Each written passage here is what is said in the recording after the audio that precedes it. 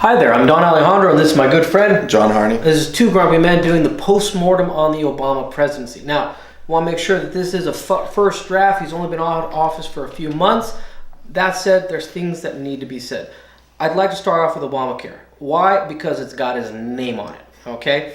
That would be almost the equivalent of having this big monument that says Obama was president, and one of the first orders of business is to take that monument down.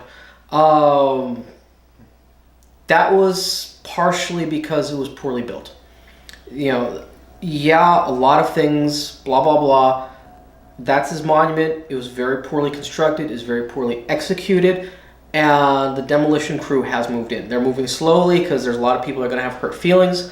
But there are reasons for this. You started to cover them earlier. And mainly, my complaint is it makes poor people pay for rich people. No. Well, Now, I want to continue on this point just real quickly. You take all the smoke and mirrors away. In America, the older you are, the richer you are. The older you are, the sicker you are. Most healthcare dollars are spent on those last few years of life. So what Obamacare amounted to is we're going to take money from young people who tend to be poorer and give it to rich people who tend to be richer, old people who tend to be richer. Now, the caveat is the baby boomers are a big demographic. So, that said, you had some other complaints. Well, the way I look at it and the way I see it as I prepare taxes, the insurance is made for people that supposedly cannot get insurance, but most of those people who cannot get it, they can't afford it. It's very expensive to get health insurance in the United States. And so if they can't afford it, they take an exemption. They call the exchange and they say, can't pay for it, I want an exemption. There's various exemptions that can exclude them from having to pay coverage.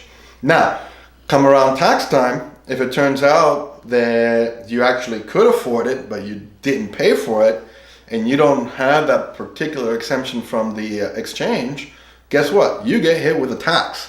A healthcare tax, and it can be thousands of dollars.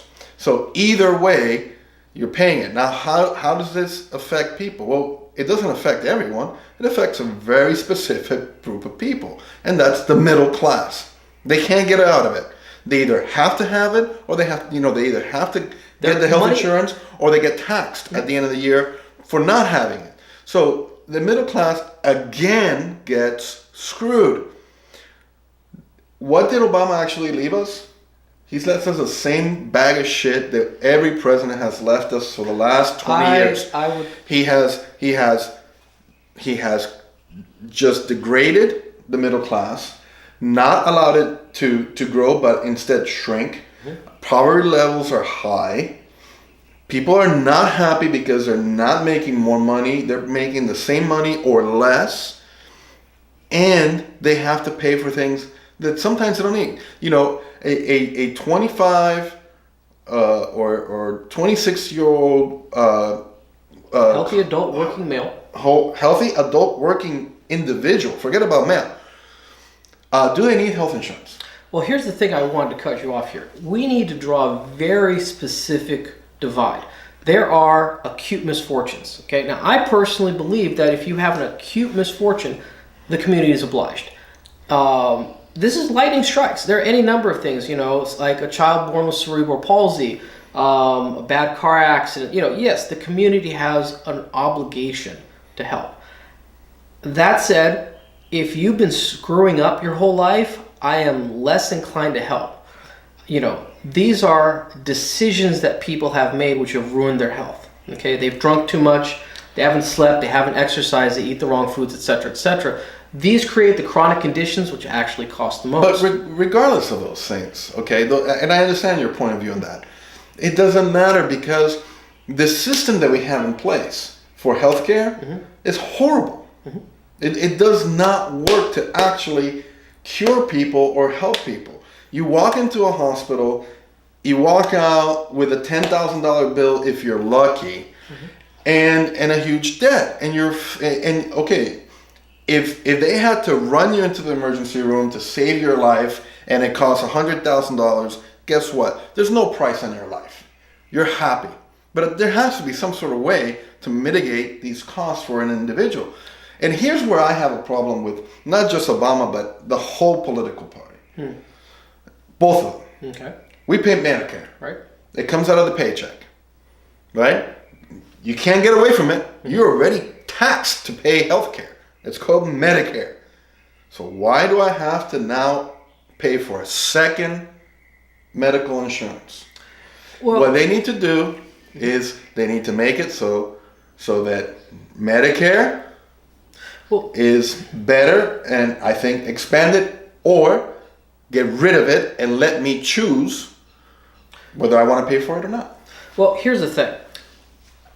There are two solutions here. The Republican solution, the Democrat solution.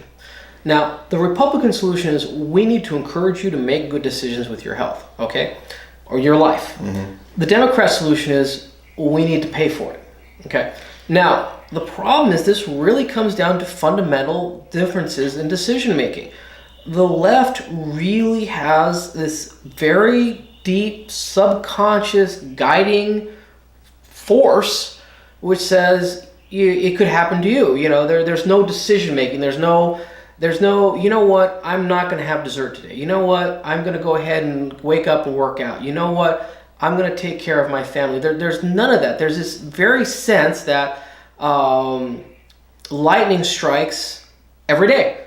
Well, it does, because they have allowed society to get to the place where it does strike every day, where the regular individual cannot actually sometimes make some of those decisions. Well, you know, once again, you've created the problem is creating themselves. Okay, you know, more money is taken out of our wallets. Okay, guess what? That's less money to buy a new car. That's less money to buy a new camera. That's less money to feed into capitalism.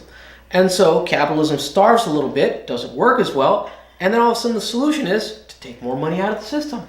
Somehow, yeah, right? All this was a wealth transfer. You know, money that could have gone to GM, this money that could have gone to Snap-on Tools, Red Wing Shoes, Birdwell Beach Britches. It could have gone to any of these companies. Instead, it's going to old people's health. Well, I don't think that any of those companies should get any money, period. Well, it's my choice. It's my choice. I mean, in terms of the government giving them money. I agree. I don't believe in corporate subsidies. I don't believe in agricultural subsidies. You know, I think that you know, as the way society has developed in the United States,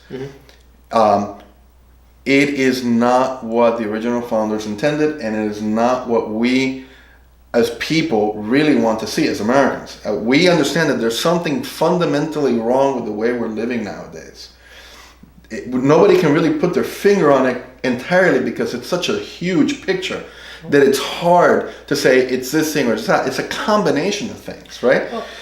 But back to the Obama, you know, this is what he left us. He left us a weakened middle class that is starving, hungry for change, hungry for something better, and they're looking at the Democratic Party and the Republican Party and they're going, we got nothing. Well, you know, the other thing I wanted to cover was the foreign policy.